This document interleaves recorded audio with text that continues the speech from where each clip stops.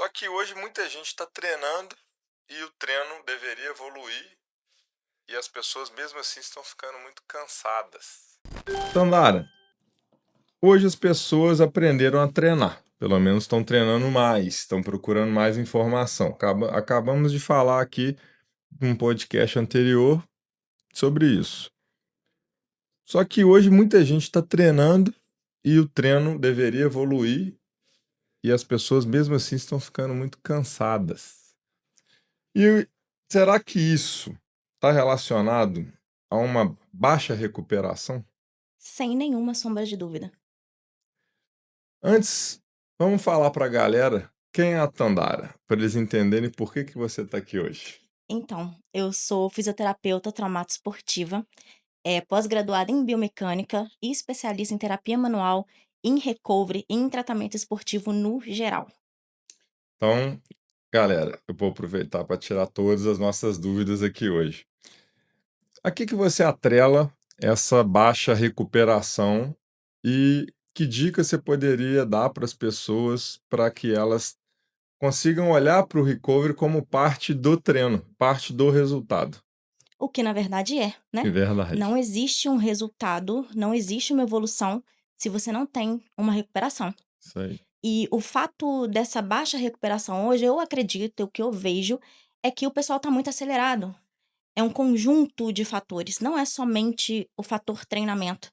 Né, até porque, se a gente for falar de alta performance não tá ligado somente ao esporte, tá ligado ao nosso dia a dia, entendeu? A nossa vida diária. Então isso também atenta às pessoas que não são praticantes de esporte. O fato da baixa recuperação associada ao estresse, ao sono precário, à alimentação ruim, à mente acelerada, excesso de estímulo e a alta carga. A galera que treina, né, voltando agora pro esporte. A galera que treina e que não consegue baixar a carga. Sempre trabalhando com cargas altas, com intensidades altas, sem dar um descanso, sem tirar um dia para dar um descansinho. Acho que vira, de certa forma, um pouco de vício ali também na endorfina, serotonina, Talvez uma tentativa dopamina, de escape, de escape né, porque tem também. muita gente que vai treinar no auge, porque teve um dia estressante e aquilo ali vira uma rotina de escape diária. É o seu momento também, às vezes, né? Como você mesmo disse. E por que o recovery virou tendência? Justamente por isso, as pessoas começaram a entender agora que treinar na alta, que viver na alta, não tá gerando resultado. Não tá sendo legal mais o excesso de cansaço, a exaustão, o processo inflamatório que não melhora, a dor que não melhora, o treino que para de render, né? A performance começa a cair, não pelo treinamento, mas pelo excesso dele, a falta da própria recuperação. O pessoal agora tá com essa consciência. Por isso que o recovery agora virou tendência. Muito legal.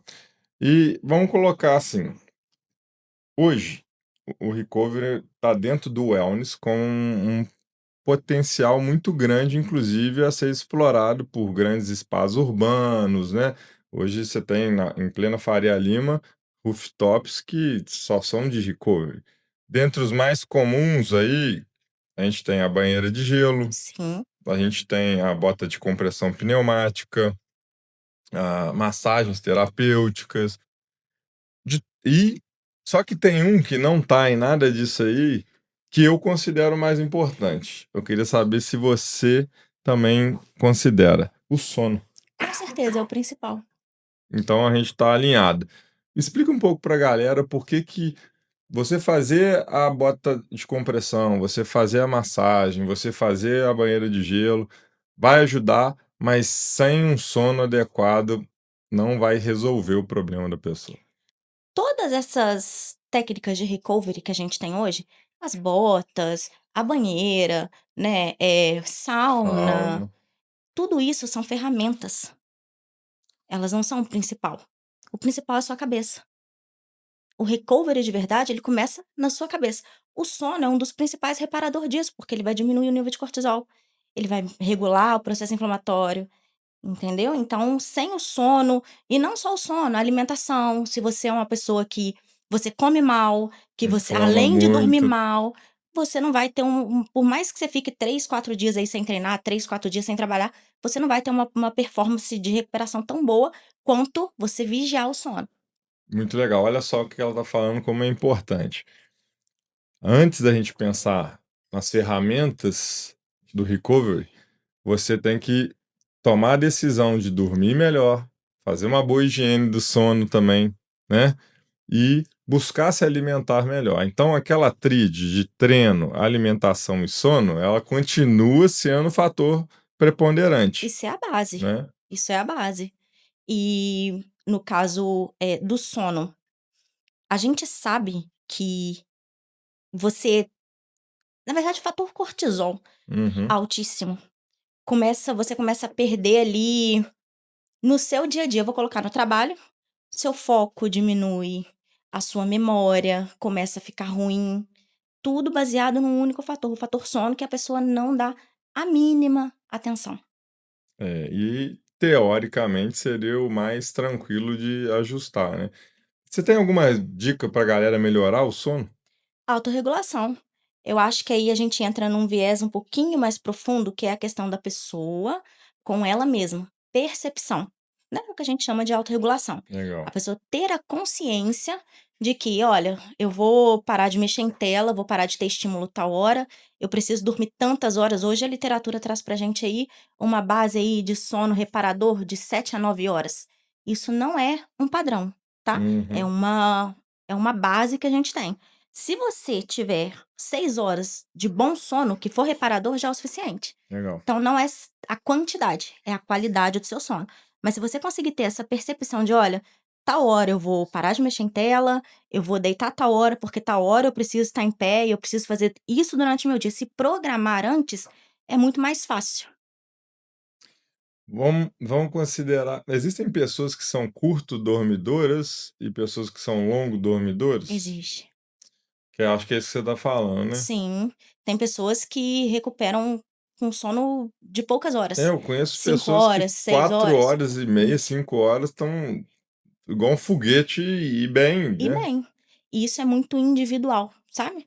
Não Uhum. tem como a gente parametrizar essa questão de tempo, é a média que os estudos nos trazem, mas tem gente que vai recuperar bem antes, e tem gente, no caso de atleta de alta performance aí, pode precisar de muito mais do que 7 9 horas para poder Sim, por conseguir causa do recuperar. estímulo. E por exemplo, esse relógio aqui, ele monitora meu sono. Esses dados que ele dá de sono não REM, sono REM, sono reparador ou não, sono profundo, despertares, micro despertares, você acha que é válido ou é balela? Ah, cara, relativo, depende.